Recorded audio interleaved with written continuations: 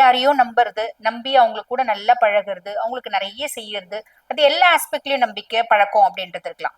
இது இந்த பழக்கம் தான், இந்த சொந்தம் தான் அப்படின்லாம் நம்ம கொண்டு போக வேண்டாம். ஓகேங்களா? எதிர் வீட்டுக்கார பொம்பளை நல்ல பாசமா பழகிருப்போம், நம்மளும் பாசமா பழகிருப்போம், அது நம்ம மைண்ட்ல ஒரு பெரிய இம்பாக்ட் ஏற்படுத்திருக்கும். திடீர்னு அவ சண்டை போட்டிருப்பா, ஐயோ இவ சண்டை போட்டாலே, என்னமோ நம்மளுக்கு ஜென்மமே சாபல்யம் அடையாத மாதிரி, ஐயோ சண்டை போட்டாலே, அவ கூட பேசினாதான் என்னோட ஜென்மமே சாபல்யம் அடையும், அப்படி ஒரு எண்ணம் நம்ம மைண்ட்ல ஏற்படும். அப்ப ரொம்ப ஃப்ரெஸ்ட்ரேட் ஆகி அவளை பார்க்கும் போதெல்லாம் நம்மளுக்கு ரொம்ப அப்படியே அழுகழுகையா வரும். இந்த மாதிரிலாம் ரிஷமும் குழம்பும். இதெல்லாம் வந்து பாருங்க, நம்மளோட வாழ்க்கை நம்ம வந்து பாத்தீங்கன்னா ரொம்ப ஒரு வேல்யூபிளான விஷயம். நம்மளோட மனசுல நம்மளை பத்தி தான் நம்ம யோசிக்கணுமே தவிர, சம்பந்தமே இல்லாம ஒரு தேர்ட் பர்சன் அவங்களுக்கு அவ்வளோ பெரிய ப்ரிஃபரன்ஸ் கொடுத்து அவ்வளோ பெரிய கஷ்டம், அவ்வளோ பெரிய சுமை இதெல்லாம் நீங்க தாங்கணும்ன்ற அவசியம் இல்லை. இந்த மாதிரி ஒரு சின்ன சின்ன இம்பாக்ட் ஏற்படுத்தும். சோ நீங்க என்ன இதை தெளிவா புரிஞ்சுக்கோங்க.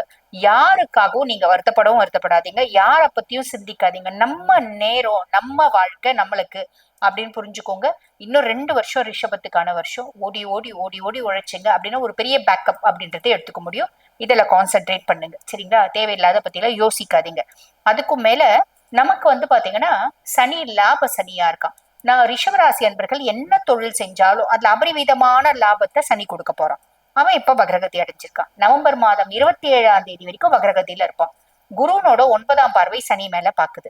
அப்ப சனியே நல்ல பொசிஷன்ல தான் இருக்கான். அவரோட வக்ர பார்வையெல்லாம் ஆல்மோஸ்ட் நல்லிஃபை ஆகுது.